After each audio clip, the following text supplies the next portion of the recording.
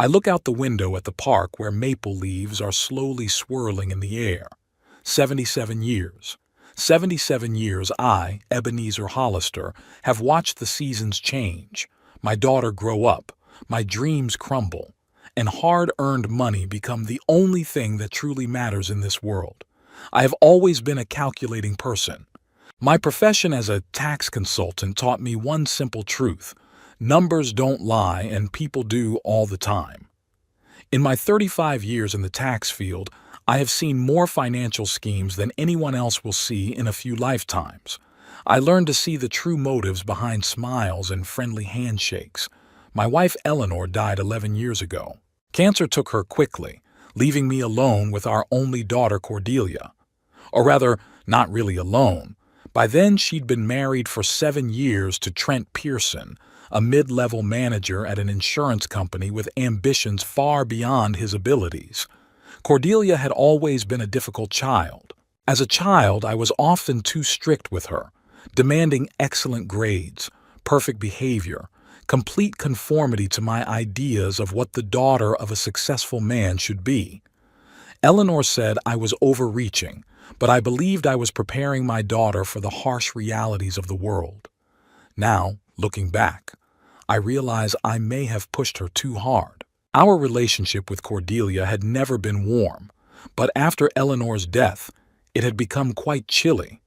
Calls once a month, the obligatory and strained visits on holidays, that's all that connected us for the last few years.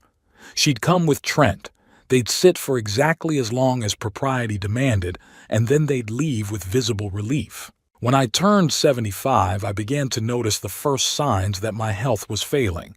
Forgetfulness, difficulty speaking, sometimes confusion in my thoughts. I wrote it off as age until one morning I woke up with a numbness on the left side of my body. The stroke was not the most severe, but serious enough to scare me. For the first time in years, I felt vulnerable.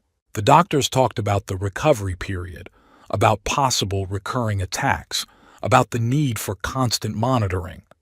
Cordelia and Trent rushed to the hospital with concerned faces, but I saw them interject when they thought I wasn't looking. I saw in their eyes not concern for my health, but calculation. "Dad, Trent and I don't think you should live alone," Cordelia said, a week after I was released from the hospital. We were sitting in the living room of my house in suburban Charlotte, the spacious two-story building I'd bought 30 years ago, and where most of my life with Eleanor had been spent. "I'm doing fine," I replied, though I knew that wasn't entirely true. My left arm was still a mess, and I was often confused with my morning medication. "The doctors say you need constant care," Trent interjected with that particular tone of feigned concern that I'd always hated about him. "Cordelia and I can't be there around the clock. We have work, a house." I looked at my daughter, trying to see some genuine concern in her eyes. But Cordelia avoided my gaze, nervously adjusting her light brown hair, the same as her mother's. "We found a really nice place," she continued. "The Autumn Days Nursing Home. It has medical staff, organized recreational activities." "I'm not going to move into a nursing home," I said. "This house belonged to your mother and me. This is where I'm staying." Cordelia sighed with visible irritation. "Father, be reasonable. You can barely look after yourself. What if you have another stroke when you're alone?" I knew there was some truth in what she said. After the hospital, I did find it more difficult to cope with daily activities. But there was another truth. This house was my last refuge, the last place where I felt Eleanor's presence. "Give me time to think," I said at last. But I wasn't given time. 3 days later, Cordelia arrived with some paperwork and told me that they'd booked me a place at Autumn Days, and I needed to decide immediately. Trent stayed in the car. Apparently, he didn't want to be in the conversation. "We're selling the house," Cordelia explained, not looking me in the eye. "The money will be used to pay for your stay there and to keep your savings for future medical expenses. What's left will be inherited by you," I finished for her. "Father, don't start," she grumbled. "We're doing this for your own good." I realized I had lost this fight before it even began. My daughter had long ago learned how to manipulate me, using my guilt over her emotional detachment in her childhood. And now she had another trump card: my health. A week later, I was already being transported to Autumn Days, a one-story red brick building on the outskirts of Charlotte. At first glance, I realized that this place had been chosen not because of the quality of service, but because of the price. A dreary lobby with worn furniture, the smell of disinfectants mixed with the smell of old age, nurses who seemed exhausted before the day even started. My room turned out to be small, with one window overlooking the parking lot. A simple bed, nightstand, closet, and chair made up all the furniture. The walls were painted a pale green color that was supposed to be soothing, but in fact resembled a hospital room. "It's only temporary," Cordelia said as she helped the nurse bring in my things.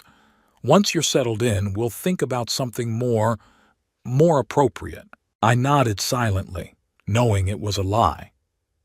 Autumn Days will be my last refuge if I don't find a way to change things. After Cordelia left, I sat in my new room, listening to the muffled sounds of the television from the common living room and the shuffling of feet in the hallway.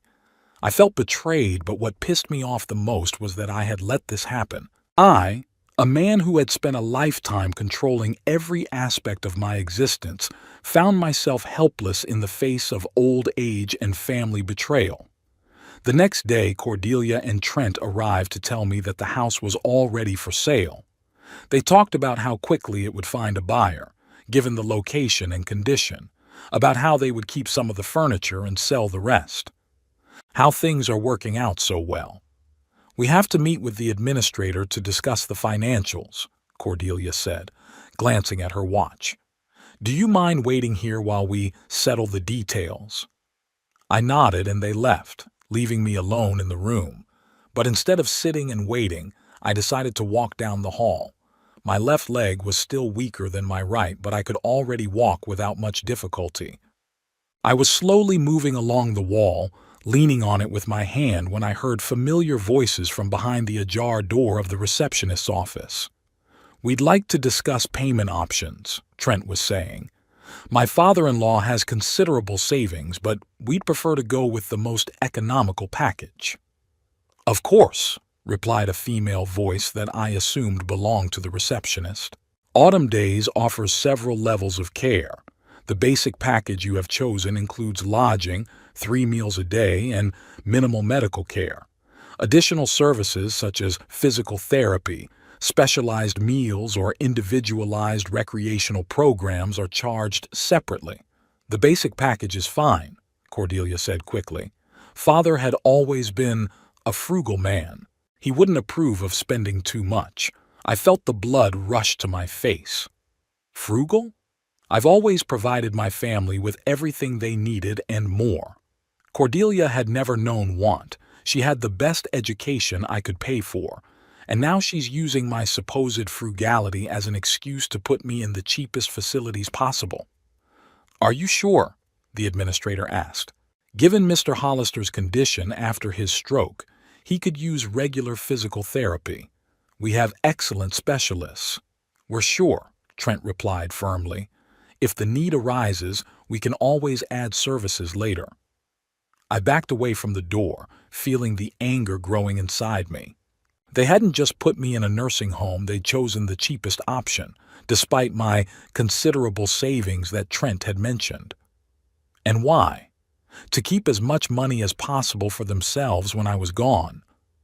Slowly, I walked back to my room, comprehending what I had heard. My brain, used to analyzing numbers and identifying patterns, began to work. I remembered the looks Cordelia and Trent had exchanged at the hospital. I remembered how quickly they decided to sell the house. I remembered Trent's comments about my savings. Cordelia and Trent weren't just putting me somewhere safe, they were getting rid of a burden and preparing to receive their inheritance at the same time. Perhaps they were even hoping that at Autumn Days, with minimal care, I wouldn't last too long. When they returned to the room, I pretended to doze off. I heard Cordelia say, "We'll stop by again in a couple days before we leave." "Departure?" I opened my eyes, feigning sleepiness. Yeah, Cordelia hesitated. We were going to tell you. We've had a vacation planned for a long time. 2 weeks in Europe. We thought about canceling because of your illness, but now that you're settled and safe. Of course, I said. Go. Enjoy yourself. I could see the relief on their faces. They had expected scandal, recriminations, maybe even tears. But I didn't give them that pleasure. Instead, I began to contemplate how to use their absence to my advantage. When they left, I sat at the window, looking out at the empty parking lot. A plan was forming in my head. I wasn't going to put up with being a helpless old man who had been turned in for recycling. I still had access to my bank accounts. I still had connections from my professional life. And I still had a sharp mind, despite the stroke that had occurred. I watched Cordelia and Trent get into their expensive new car, probably bought in anticipation of my inheritance, and drive away. I sat at the window of my room at autumn days, watching Cordelia and Trent transfer some packages into the trunk of their brand new SUV in the parking lot. Their vacation to Europe started tomorrow, a 2-week tour of France, Italy, and Spain. They stopped by my place before they left to say goodbye. I wanted to believe that they felt a modicum of shame leaving on a luxurious trip while I stayed in this dreary place, but their animated gestures and happy smiles said otherwise. "We'll be calling, Father," Cordelia said, peeking into my room. She was wearing an expensive pantsuit that had undoubtedly been bought especially for the trip. "You have the number of our hotel in Paris, and I left all the contacts at the front desk."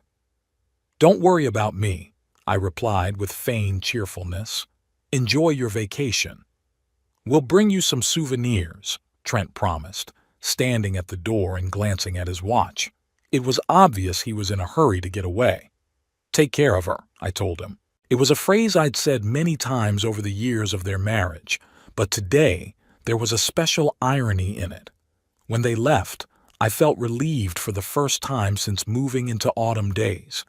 Their presence had been weighing on me, reminding me of betrayal and helplessness. Now that they were out of sight, I could ponder my next steps without interference. The first days in the nursing home were a real challenge for me. The daily routine was monotonous to the point of nausea. Rise at 6 in the morning, breakfast at 7, medication at 8, group activities, for those who could participate, at 10, lunch at 12, quiet time, dinner at 6, and bedtime at 9. The food was bland and tasteless, the facilities sterile and impersonal, and the staff professionally indifferent.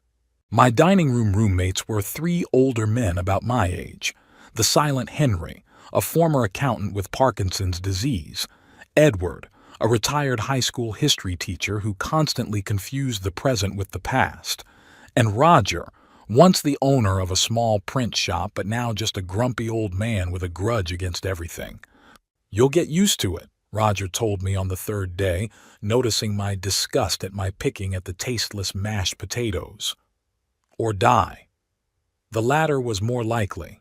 I wasn't going to get used to it or die. Despite the stroke, my brain was working clearly enough to realize that I needed to find a way out of this situation. Fortunately, Cordelia hadn't been able to gain complete control of my finances. She only had access to one of my accounts, the one that paid for my stay at autumn days. The rest of my accounts and investments remained under my control.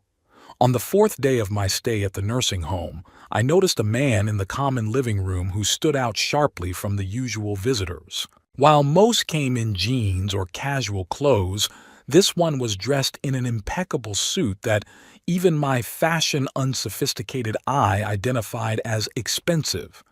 He was in his mid-40s, with an appearance that might have been considered unremarkable if it weren't for the intelligent, attentive eyes behind the stylish, thin-rimmed glasses.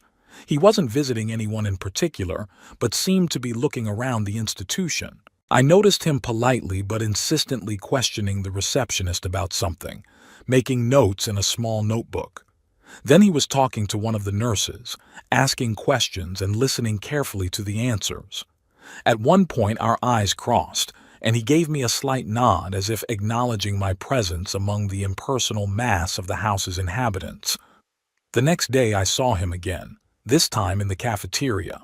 Deciding I had nothing to lose, I made my way to the coffee table next to him. Leaning on the cane I'd been given for mobility, I pretended to try to handle the coffee machine. "The coffee here is terrible," I said, fiddling with the buttons deliberately. "I never thought I'd miss regular instant coffee, but this drink is making me reevaluate my priorities." The man smiled and his face instantly changed, becoming more open and friendly. "I absolutely agree," he replied. "I'd say it's not coffee, but brown water with a pretension. Let me help you." He deftly operated the machine and handed me a cup. "Peter Randall," he introduced himself, extending his hand. "Ebenezer Hollister," I said, shaking his hand. "You don't look like you're related to anyone here." "And I'm not," Peter nodded. "I'm a lawyer specializing in family law and elder law. I'm doing some kind of audit of this place at the request of some families." "What were your impressions?" I asked with genuine interest. Peter looked around, made sure no one was listening, and lowered his voice. "Let's just say I wouldn't recommend this place to my clients. The basic care is there, but the quality leaves a lot to be desired. How long have you been here?" "A little over a week," I answered. "My daughter and son-in-law decided that after my stroke I needed ongoing care." "So they chose autumn days," Peter paused. "Not the most impressive choice, if I may say so." "They chose the cheapest option," I said bluntly, deciding not to beat around the bush. "Decided to sell my house and go to Europe to enjoy life while I lived out my days here on a basic package deal." Peter didn't seem shocked by my candor. Instead, he nodded understandingly. "Unfortunately, it's a typical story. I see it all too often in my practice." "You said you wouldn't recommend this place to your clients," I continued. "What would you recommend?" "It depends on the financial possibilities, of course," Peter replied. "But if we're talking about the best option in Charlotte, it's definitely Golden Harbor." "Golden Harbor?" I interjected. "I'd never heard of it." "It's a high-end nursing home on the north side of town," Peter explained. "It's a whole different level of care. Individual suites, 24-hour medical care, 5-star meals, spa, pool, cultural programs. It's more like a luxury hotel than a nursing home." "Sounds impressive," I said. "And it must be impressively expensive." "Yes, it's not cheap," Peter admitted. "But the quality of life is incomparably better. I've helped many clients move there, and not a single one has regretted the decision. Many say it's the best years of their lives." This information stuck with me.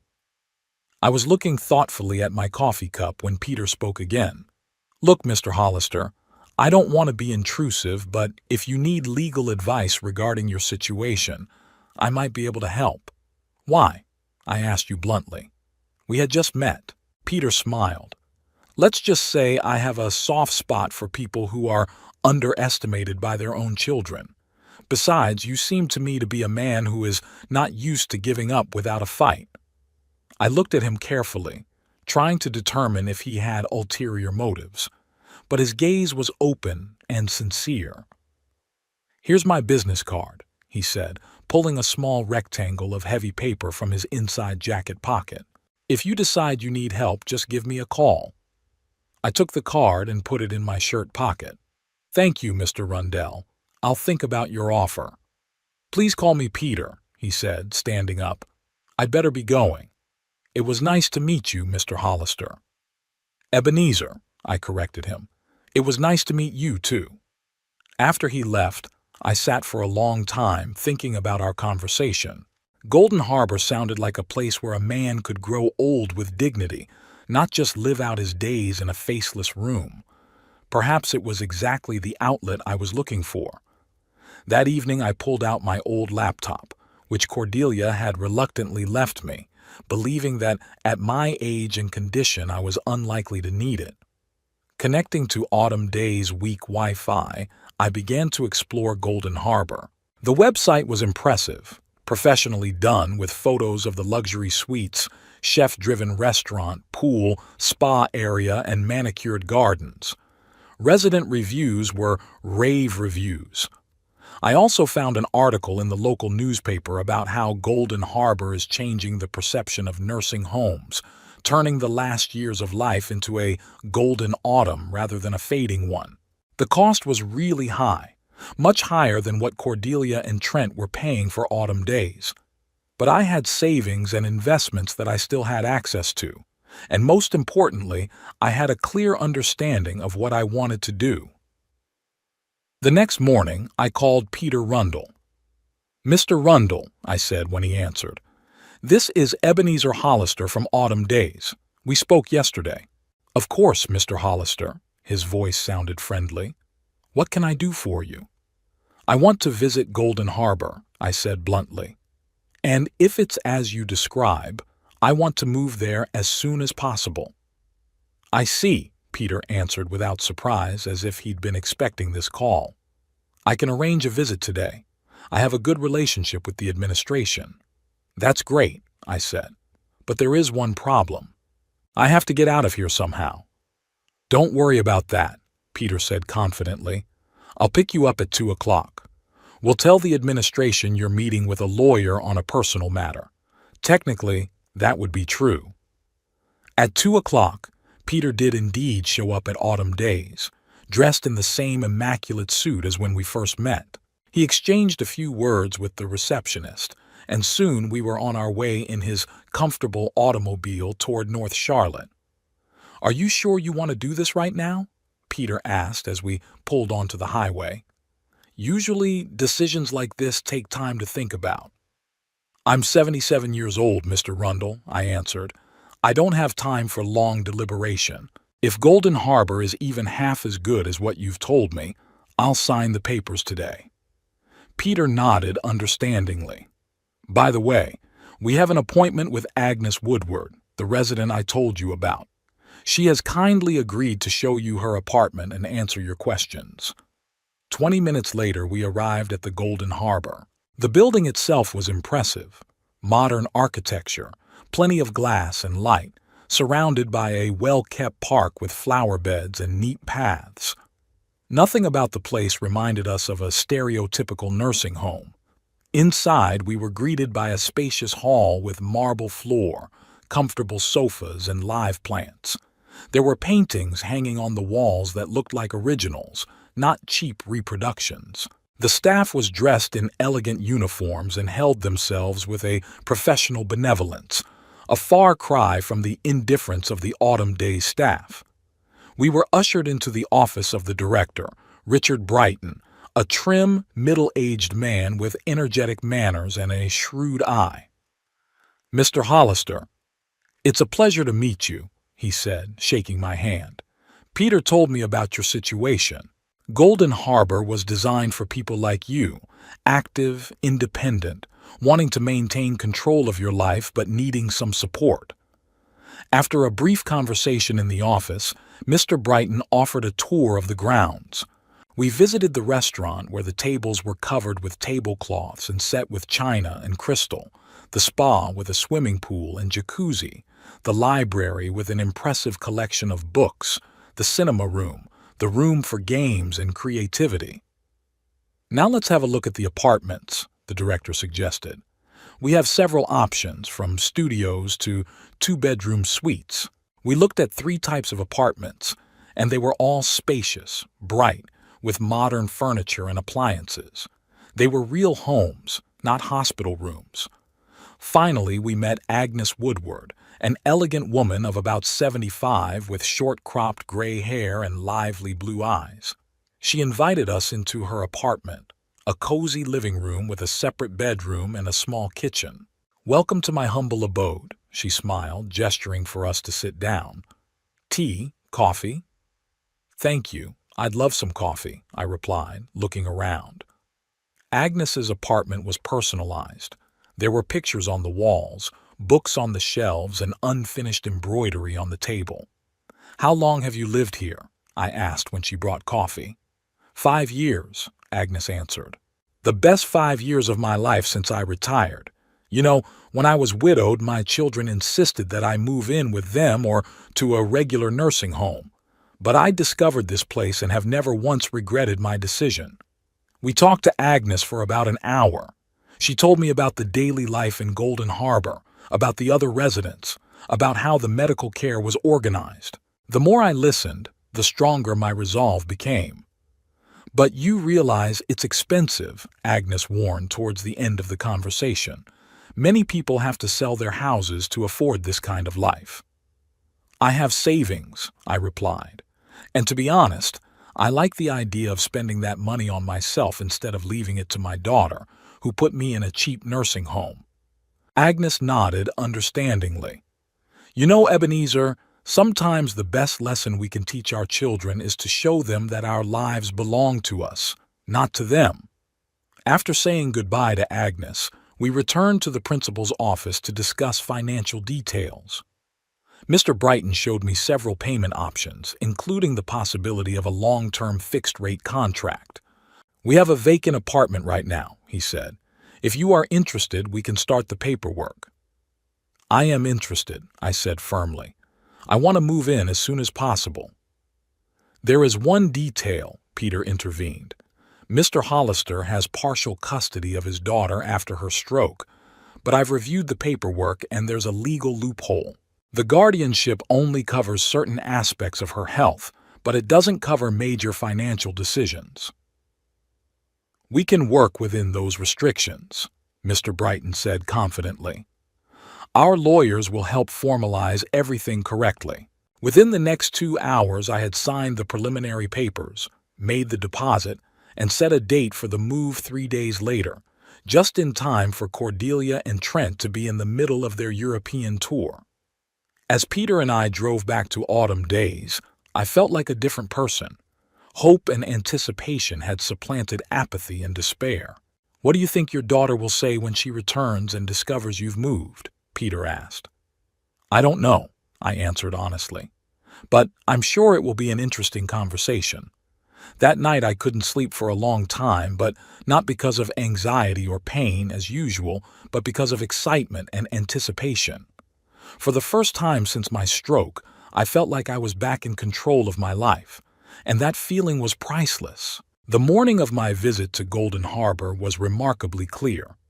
The sun was shining outside the window, as if approving my decision. I dressed carefully, choosing my best suit, which Cordelia had left me, thinking I wouldn't need it in the nursing home. By 10 o'clock, I was fully prepared and waiting in the lobby of Autumn Days. At exactly 10 hours and 30 minutes, a black sedan pulled up outside the entrance. Peter Rundle stepped out, as trim and elegant as when we first met. "Ready for a big change, Ebenezer?" he asked, shaking my hand. "More than ready," I replied, feeling an unusual burst of energy. The administrator of Autumn Days, a middle-aged woman with a perpetually tired face, gave us a look. "Mr. Hollister is going to consult a lawyer," Peter explained with a professional smile. "We'll be back this evening." She nodded without much interest. Autumn Days cared little where their wards went as long as they had someone to look after them. The drive to Golden Harbor took about half an hour. Along the way, Peter gave me details about the institution that would soon become my new home. "Dr. James Harrington founded it 15 years ago," Peter said, maneuvering nimbly through the morning traffic. He was a geriatrician and had seen how horribly the elderly were treated in ordinary nursing homes. Golden Harbor was his answer to this problem, a place where old age can be a new beginning, not an end. When we arrived, I was amazed. The pictures on the website didn't convey the full grandeur of the place. Golden Harbor was located on the grounds of a former country club, surrounded by old oak trees and manicured gardens. The main building was an elegant 3-story colonial-style structure, and surrounding it were several cottages connected by covered galleries. We were greeted in the lobby by an elegant woman who introduced herself as Veronica Clark, the Director of Client Relations. "Mr. Hollister, we're so glad to see you," she said with genuine warmth in her voice. "Peter has told us a lot about you. Welcome to Golden Harbor." The next 2 hours passed like a dream. Veronica took us all over the complex, showing us everything that might interest a potential resident. I saw a spacious library with thousands of books and comfortable chairs for reading, an art studio where seniors practiced painting and sculpture, a music room with a grand piano and other instruments. But it was the living quarters that really impressed me. Veronica showed me several options of apartments, from cozy studios to spacious two-room suites. All of them were decorated with impeccable taste, equipped with modern technology and security systems. These aren't just rooms, Veronica explained. It's your home. You can furnish it with your own furniture, hang your own pictures, even repaint the walls if you want. Our goal is to make you feel at home here. After touring the living quarters, we headed to the Golden Harbor restaurant. Unlike the Autumn Days dining room with its plastic tables and bland food, this was a true haute cuisine restaurant. The tables were covered with snow-white tablecloths, served with china and crystal. The chef personally came up to us to introduce himself and tell us about the menu. "We have 4 meals a day," he explained with a noticeable French accent. "Breakfast, lunch, afternoon snack and dinner. All meals are prepared with fresh produce, taking into account the dietary requirements of each resident. If you have special preferences or restrictions, we will always find a solution." We dined in the restaurant and the food was delicious, on par with the finest establishments where Eleanor and I celebrated our wedding anniversaries. After lunch, Veronica showed us the Golden Harbor Medical Center, a modern clinic with the latest equipment and a staff of doctors of various specialties. A general practitioner, neurologist, and cardiologist are on duty here all the time, she explained. If necessary, we can provide round-the-clock individualized care. But our philosophy is not to impose help, but to provide it when it is really needed. We respect the independence of our residents. The final part of the tour was the Wellness Center, with a swimming pool, jacuzzi, sauna, and gym specially equipped for seniors. "Physical activity is the key to longevity," said Veronica. "Our trainers develop individual programs for each resident, taking into account their abilities and limitations." By the end of the tour, I had no doubts. Golden Harbor was exactly where I wanted to spend the rest of my days. Here, they respected the dignity of the elderly. Here they created conditions not for living, but for a full life. Waiting for us in Veronica's office was Richard Brighton, the executive director of Golden Harbor, an energetic man in his 50s with a penetrating gaze and a firm handshake. "Mr. Hollister," he said as we sat down at the conference table, "Peter has told me about your situation. I want you to know that we accept residents not only on the basis of their financial ability, but also by assessing whether they are a good fit for our community. And I can see that you're a perfect fit for Golden Harbor." "Thank you for the compliment," I replied. "But let's talk business. How much does it cost to live here?" Richard said an amount that was several times what Cordelia and Trent were paying for Autumn Days, but I was prepared for that. "There are several payment options," he continued. "Monthly installments, an annual fixed-rate contract, or a special offer for those planning a long-term stay. You can transfer ownership of your home and a portion of your savings to us in exchange for living here for life. This will guarantee you a place in Golden Harbor for the rest of your life, regardless of changes in your financial situation." I glanced over to Peter. We had discussed this possibility earlier and I had already made up my mind. "It's exactly what I need," I said. "My house is empty now and I don't want my daughter and son-in-law to have the money from the sale. I'd rather use it to make sure I have a decent old age." "A wise decision," Richard nodded. "But there are legal considerations. Peter has already explained to me that your daughter has certain custodial rights after your stroke." "Limited rights," Peter clarified. "They only apply to certain aspects of healthcare, but they don't affect financial decisions. Besides, Mr. Hollister underwent an independent medical examination that confirmed his full capacity." He took a folder of documents out of his briefcase and handed it to Richard. "Everything is in order. the director said, looking over the papers. "We can finalize the deal today if you're ready." "I'm more than ready," I said. We spent the next 2 hours discussing the details of the contract. Peter scrutinized every clause, explaining the legal details to me. Finally, when everything was agreed upon, I signed several copies of the document. "Congratulations, Mr. Hollister," Richard smiled, shaking my hand. "You are now officially a resident of Golden Harbor. When would you like to move in?" "As soon as possible," I answered. "Preferably tomorrow." "Tomorrow?" Veronica was surprised. "Usually our residents need more time to pack and say goodbye." "I have no one to say goodbye to at Autumn Days," I said firmly. "And I don't have a lot of stuff. I think one suitcase will be enough." "In that case, we'll be glad to see you tomorrow," Richard nodded. "Veronica will have your apartment ready by 12 o'clock. As Peter and I drove back to Autumn Days, I felt an unusual excitement. For the first time in a long time, I looked forward to the future with hope rather than despair. "You know, Ebenezer," Peter said as we drove up to Autumn Days, "I think I should give your daughter some notice of the move. Not that you have to report to her, but still—" "I have a better idea," I replied with a smile. "I'll send her a message that will definitely get her attention." Back in my room, I pulled out the cell phone Cordelia had insisted I keep with me at all times, in case of emergency. She'd only called me once in the 10 days since they'd left, a brief, formal conversation in which she'd talked more about her impressions of Paris than inquiring about my well-being. I opened the messaging app and typed, "I've rewritten my inheritance." After sending that terse message, I turned off my phone and put it in my nightstand drawer. Let it suffer the unknown until tomorrow. I'd be at Golden Harbor by then. The next morning was spent in hurried packing. I really didn't have much stuff: clothes, a few books, photo albums, and personal documents. It all easily fit into one large suitcase.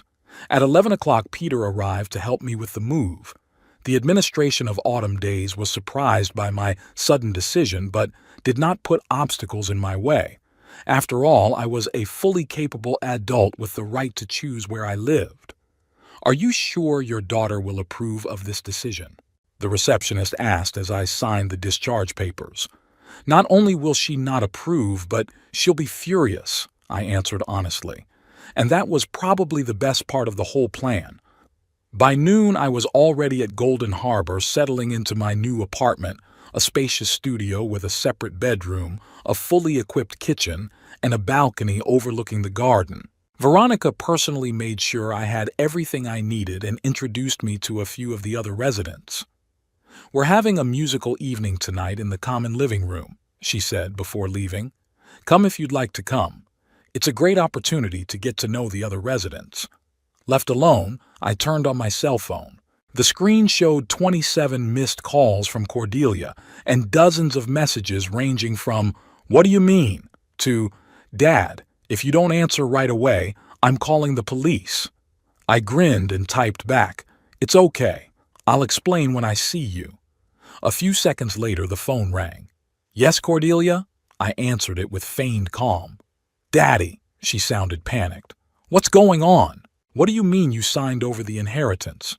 Who did you sign it over to?" "I'd rather discuss it in person," I answered. "When are you coming back from Europe?" "We're already at the airport waiting for the flight," she said. "Trent was able to change the tickets. We'll be in Charlotte tomorrow morning." "Great," I said. "Then I'll see you tomorrow." "Daddy, tell me now," she started to say, but I cut the conversation short. Peter, who was still with me, shook his head with a smile. "You are a cruel man, Ebenezer." "No," I objected. "It would be cruel to turn my own father into a cheap nursing home and go off to enjoy life.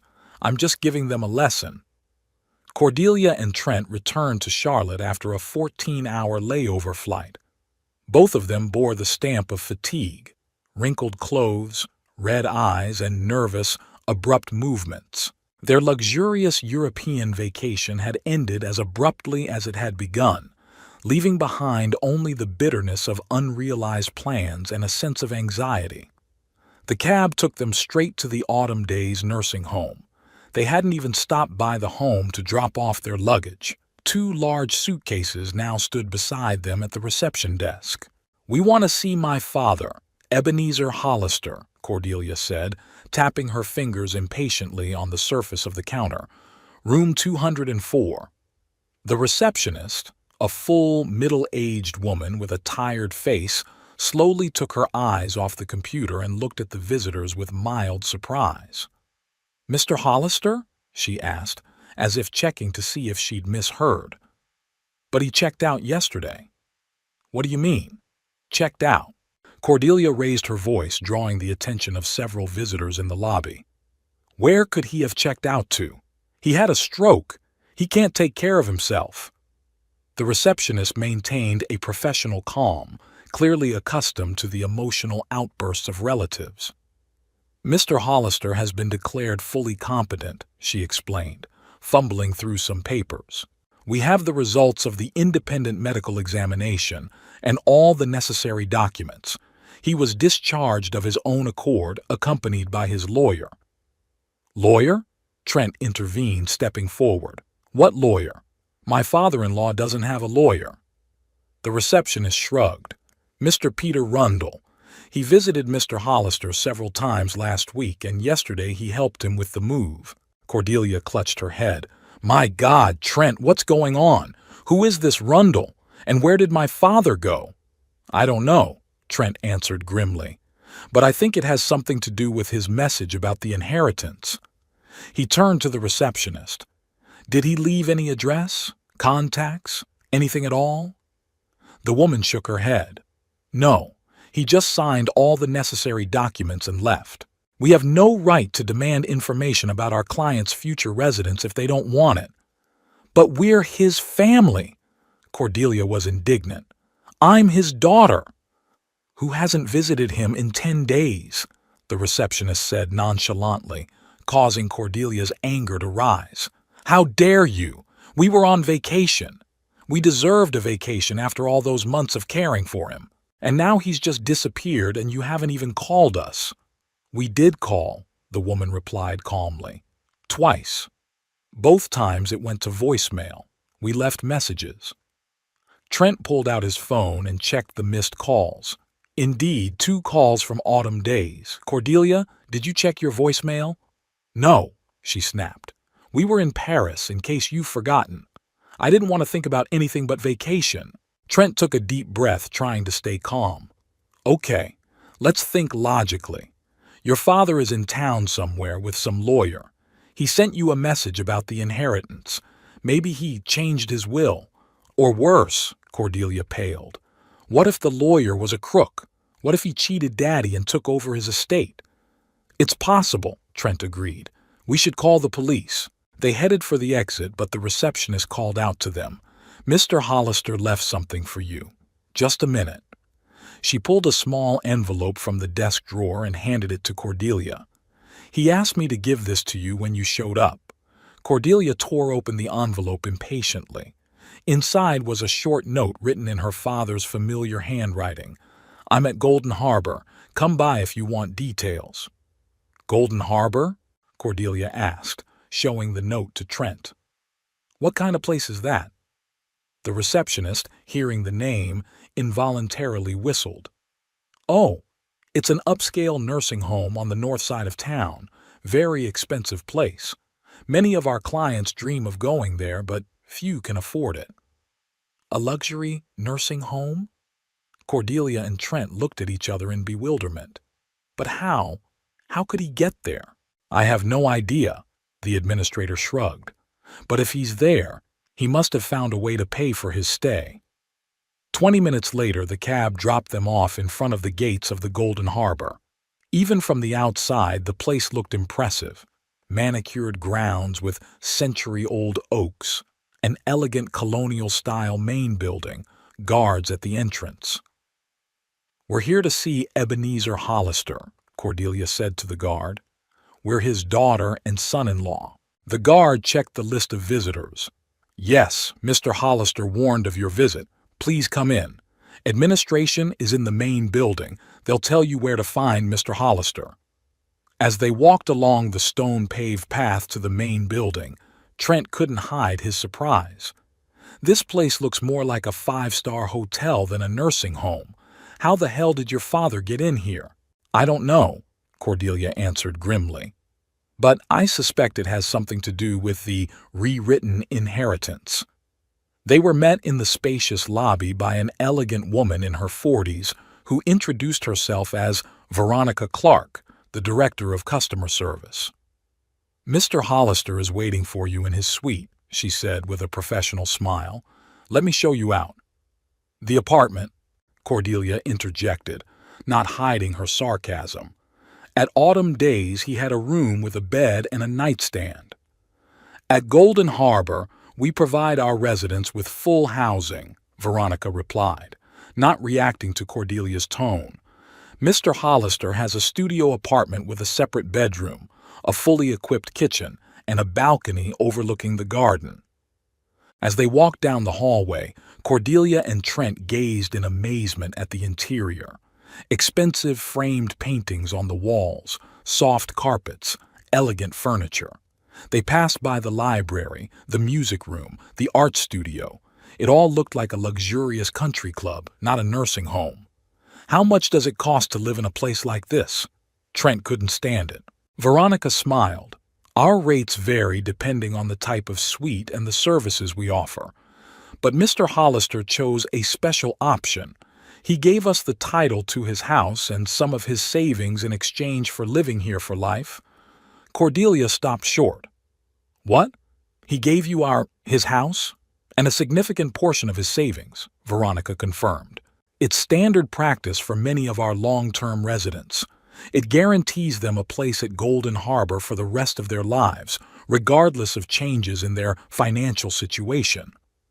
Trent turned pale and grabbed Cordelia's arm.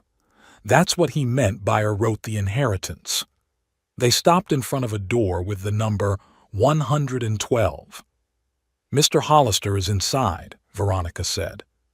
"If you need anything, there's an internal phone on the table. All you have to do is dial 0, and the receptionist will answer at any time of the day or night." With those words, she left them alone with the door. Cordelia took a deep breath and knocked. "I was sitting in a comfortable chair by the window reading the newspaper when I heard a knock on the door. They had finally gotten there. I knew my message about the inheritance would make them rush in from Europe, dropping all their travel plans. "Come in," I said, folding the newspaper and setting it aside on the table next to me. The door opened, and I saw Cordelia and Trent frozen on the threshold. They looked exhausted, the wrinkled clothes, the circles under their eyes, the nervous movements. They were clearly in a hurry, having not even stopped home from their flight. That was the reaction I'd expected. "Ah, there you are," I said, pretending to be surprised to see them. "I'm glad you were able to return from Europe so quickly. How was your vacation?" I deliberately began with this innocent question, though I knew perfectly well that their rest was hopelessly spoiled by my message. But I wanted to be polite. After all, I didn't hate them, only disappointment. "Daddy, what's going on?" Cordelia exclaimed, taking a step forward. "What have you done? Did you really give the house and all your savings to this place?" Her tone was accusatory, as if I'd committed some kind of crime. It hurt me, but I kept my cool. "Not all of it," I corrected her. "Just some of it, enough to ensure that I could live comfortably here for the rest of my life." I watched Cordelia look around my apartment, a spacious, bright studio with large windows and a separate bedroom. Everything here was strikingly different from the dreary room at Autumn Days. The furniture was new and elegant. There were paintings on the walls and a small bookcase in the corner, already half filled with books. But why?" Cordelia splashed her hands. "We had agreed that Autumn Days was a good place. There was medical staff there, care." "Autumn Days is a warehouse for old people," I interrupted her, my voice hard for the first time. "Minimum care for minimum money. You chose the cheapest care package even though you knew about my savings. I remembered the conversation I overheard at Autumn Days when they were discussing the savings package with the receptionist. That was the moment I realized that it was more important to them to keep my money for themselves than to ensure I had a decent old age. "We just wanted to save your money," Cordelia objected. "We were thinking about your future."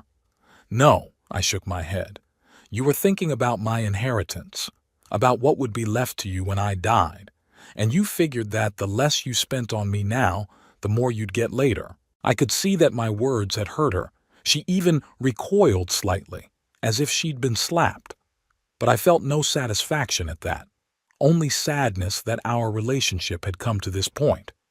Trent, who had been silent until then, stepped forward. "Ebenezer, you are unfair. We've taken care of you as best we could, but we have our own lives, our own plans, and now you can pursue them without regard for me or my money." I nodded. "Isn't that true freedom?" There was no sarcasm in those words.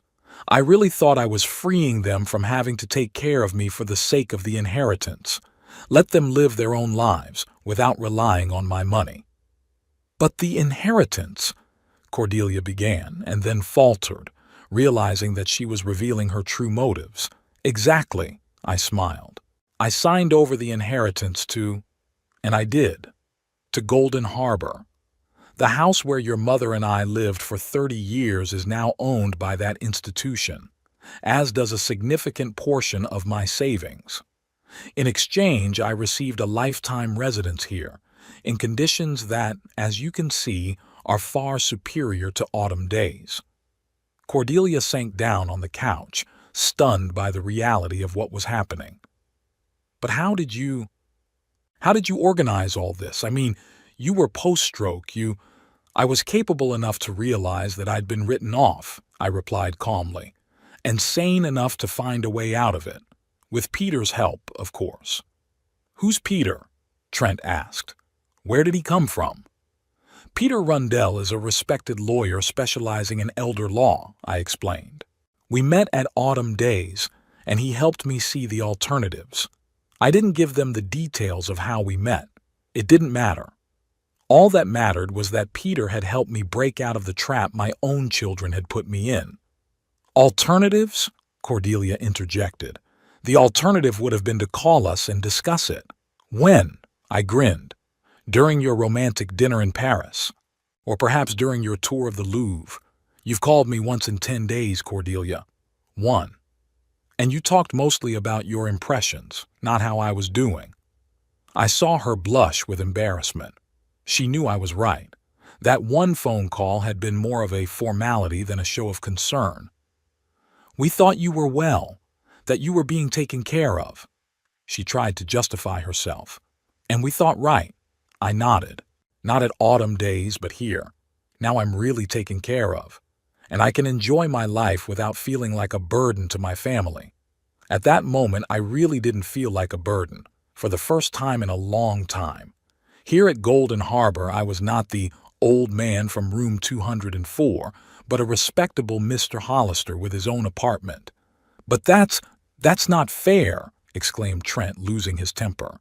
"We have cared for you for so many years, put up with your difficult character, and now we are left with nothing." I looked at him with slight surprise.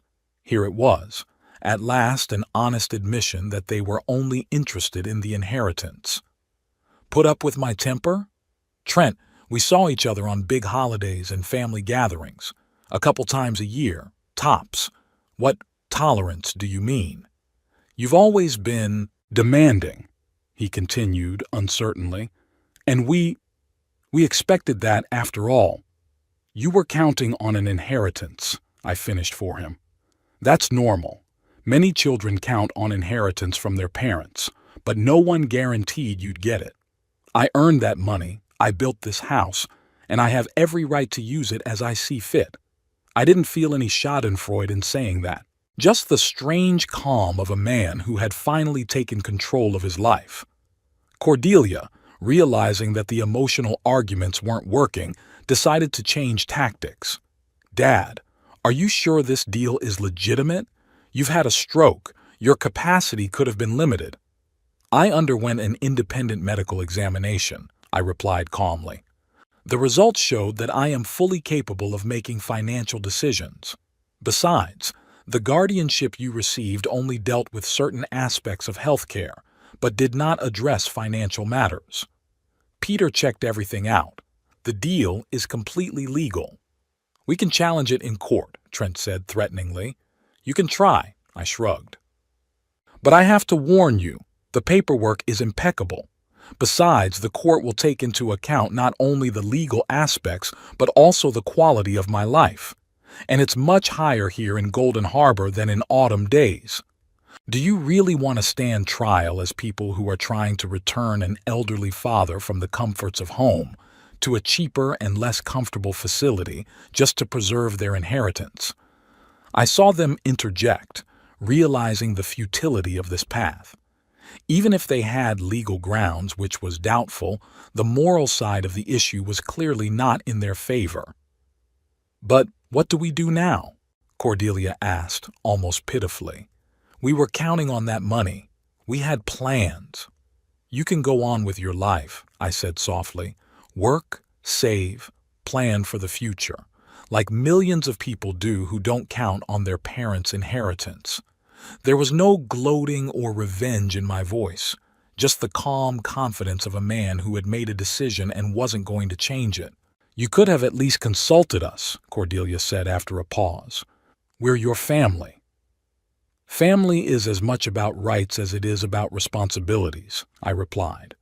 When you sent me to Autumn Days and left for Europe, you didn't consult me. You did what you thought was right. Now I have done the same. There was a heavy silence in the room. I could see Cordelia looking at me, trying to find that helpless old man they had left behind at Autumn Days 2 weeks ago. But I wasn't him anymore. Here at Golden Harbor, I was myself again, a confident, independent man in control of my life. Well, she said at last, it looks like you've made up your mind. All we have to do is accept it. That's right, I nodded. And no matter what, I'll be glad to have you here. When you want to visit me, just call ahead. Golden Harbor has a great restaurant. We could have lunch together. I really meant it. Despite everything that had happened, Cordelia was still my daughter, and I didn't want to completely sever our relationship. It was just that they would now be built on new terms, with no expectations or obligations on either side. We'll think about it, she said, rising. We have to go now. We have luggage in the cab and... Of course, I nodded. I won't keep you. I walked them to the door and shook Trent's hand. Take care of my daughter. Cordelia hugged me awkwardly, stiffly, as if she were hugging a stranger. I felt a pang of regret. We had once been close, but years of mutual misunderstanding and disappointment had created a chasm between us.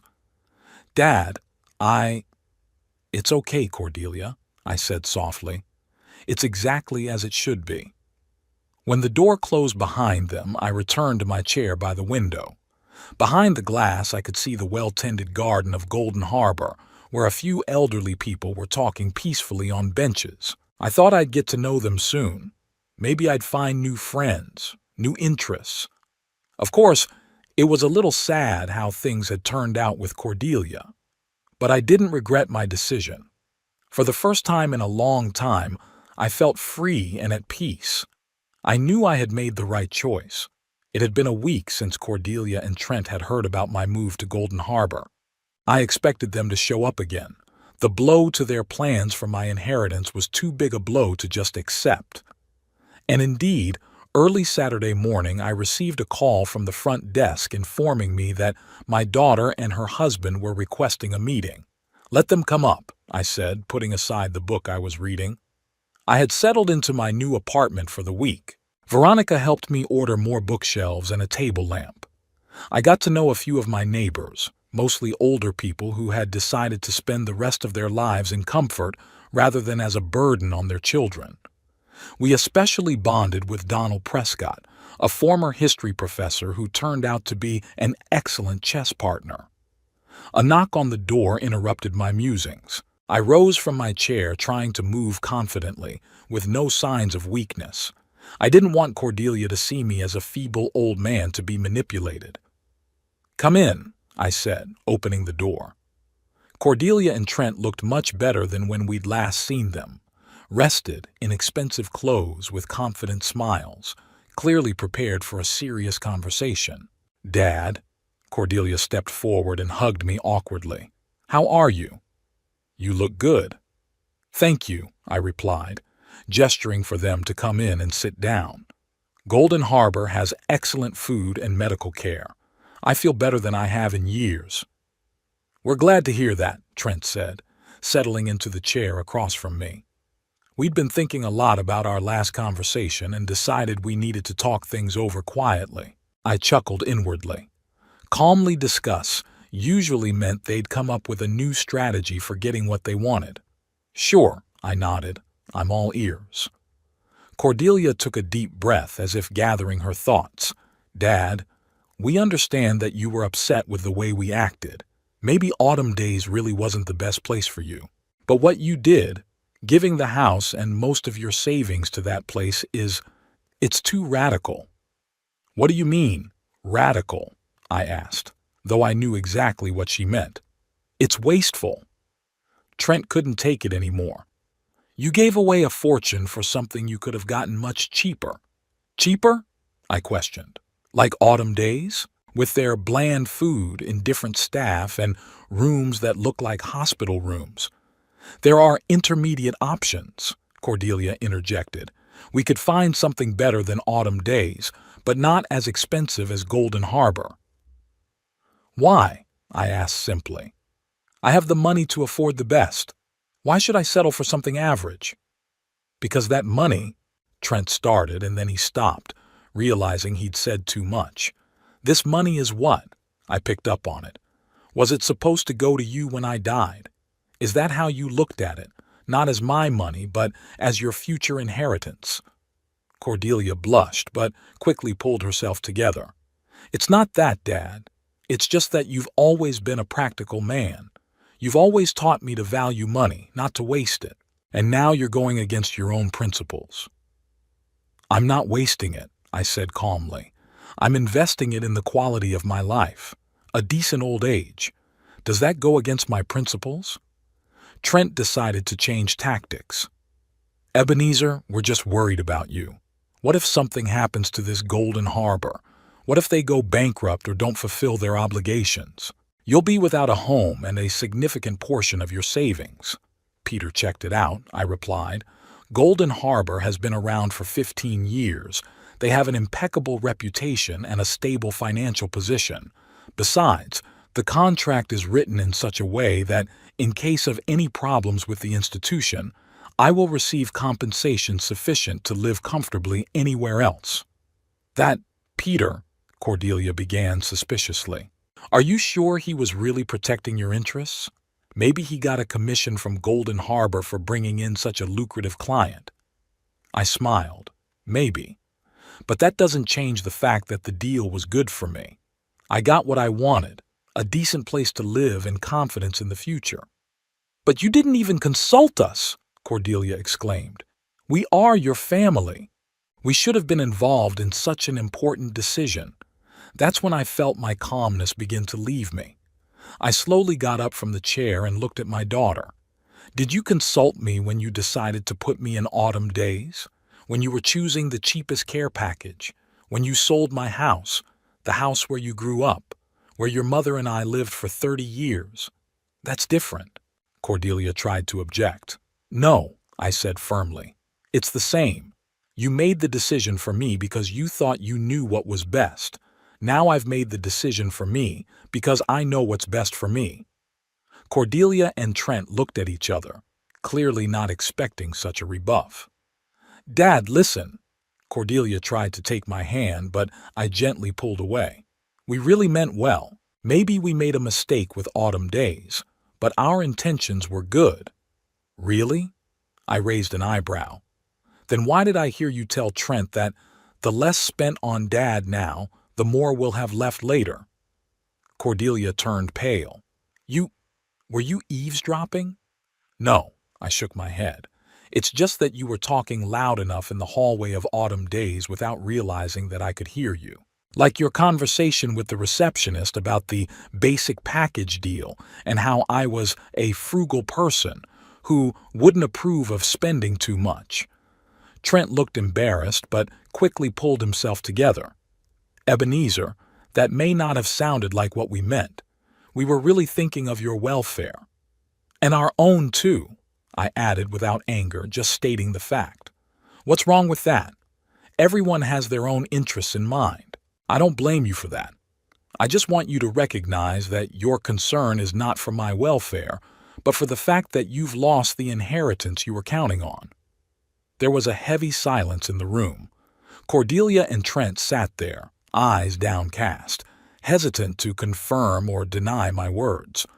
You know, I continued more gently, I'm not angry with you. I really am. I realize that you too have dreamed of a better life, of the opportunities my money would give you. But I'm not dead yet. And as long as I'm alive, I have the right to use my money as I see fit. But what are we to do now? Cordelia asked, and there was genuine despair in her voice. We had plans. We wanted to start our own business, buy a bigger house. You can do what millions of other people do, I answered. Work, save, take out loans. Go your own way, not wait for your old man father to die so you can get his inheritance. Trent jumped up, his face red with anger. You make it sound like we wanted you dead. That's not fair. I didn't say you wanted me dead, I said calmly. But you certainly made plans for the money you would get after it. Didn't you? Trent wanted to say something, but Cordelia put her hand on his shoulder, urging him to calm down. Enough, Trent. Dad's right. We did count on his inheritance, though we never wished him harm. That admission, albeit forced, touched me. At least Cordelia had the strength to admit the truth. I know you didn't mean me any harm. I nodded. Didn't care for me very much. And that's okay. You have your own life, your own problems. I don't want you to love me or care about me. I just want you to respect my right to control my life and my money.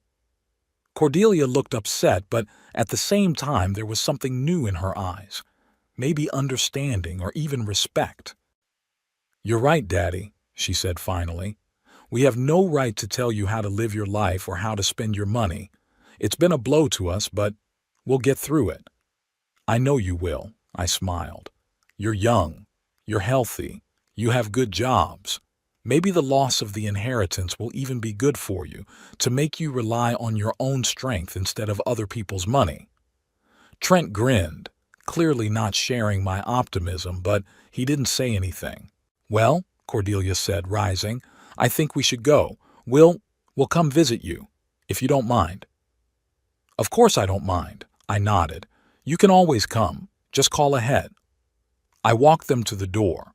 As they were about to leave, Cordelia turned around and hugged me tightly. We're sorry, Dad. We really weren't very good children. That confession caught me off guard. I stroked her back awkwardly. It's okay, Cordelia. You did what you thought was right. So did I. After they left, I returned to the chair by the window and sat for a while, looking out at the manicured garden of Golden Harbor. The conversation with my daughter and son-in-law had left a strange feeling, a mixture of sadness, relief, and satisfaction. I felt no gloating at having ruined their plans for my inheritance. But I was glad that I was finally able to stand up for myself, to make choices that were in my best interest and not the expectations of others. The ringing of the internal phone interrupted my musings. Mr. Hollister? It was Veronica's voice. We're having a literary evening in the common parlor tonight. Mr. Prescott will be reading his poetry. Will you join us? I'd love to, I answered. I'll be there in 15 minutes. I got up, went to the closet, and picked out a fresh shirt. At Golden Harbor, I tried to look neat, not for the sake of others, but for myself. Here I was, not the old man in room number 204, but the distinguished Meister Hollister. As I left the apartment, I met in the hallway Mrs. Edwards, an elegant widow whom I had met at a musical evening a few days before. Good evening, Ebenezer, she smiled. Are you going to hear Donald's poems, too? Yes, I nodded, offering her my hand. Let me escort you. We walked leisurely toward the common parlor, talking about books and music. Mrs. Edwards was an intelligent and educated woman who was a pleasure to talk to. The common living room was already filled with residents of Golden Harbor. Some sat in armchairs, others stood in small groups, talking softly. Donald Prescott, a tall, gray-haired man with the appearance of a professor, was preparing to read his poetry. I found a vacant seat next to Arthur Bishop, a former judge with whom we had recently begun playing chess. "Ah, Ebenezer," he rejoiced. "I was just about to invite you to a game after this evening. If you are not busy, of course." "I'd love to," I replied. "I need a rematch after my last defeat." Arthur grinned. "You can try, but I'm in good shape today." Our conversation was interrupted when Donald began his speech. His poems were simple but profound, about life, about old age, about memories and hopes. I listened, feeling a strange calm and contentment. Looking at the faces around me, I realized that I had found my place. Here, among people of my age and status, I felt understood and respected. Here no one looked at me as a burden or a source of inheritance. Here I was simply Ebenezer Hollister, a man with his own history, interests, and dignity. After the evening, Arthur and I actually played a game of chess. This time I won, although the game was tense until the last move. "Great game, Ebenezer," said Arthur, shaking my hand. "A rematch tomorrow?" "I will," I said, smiling. As I walked back to my apartment, I thought about how strange life was sometimes. Who would have thought that a stroke and my daughter's betrayal would lead me to the best period of my life? That at 77 I would find new friends, new interests, and new freedom? After all, maybe Cordelia and Trent did me a favor by putting me in autumn days. If it hadn't been for that, I might never have met Peter, never have heard of Golden Harbor, and would have continued to live in my old house, alone and forgotten. Now, however, new opportunities were opening up before me. Donald invited me to join their literary circle. Mrs. Edwards invited me to a classical concert the following Friday. And Arthur hinted that there was going to be a chess tournament at Golden Harbor and I should attend. Life went on, maybe not as I had planned, but perhaps even better. And that was the main thing.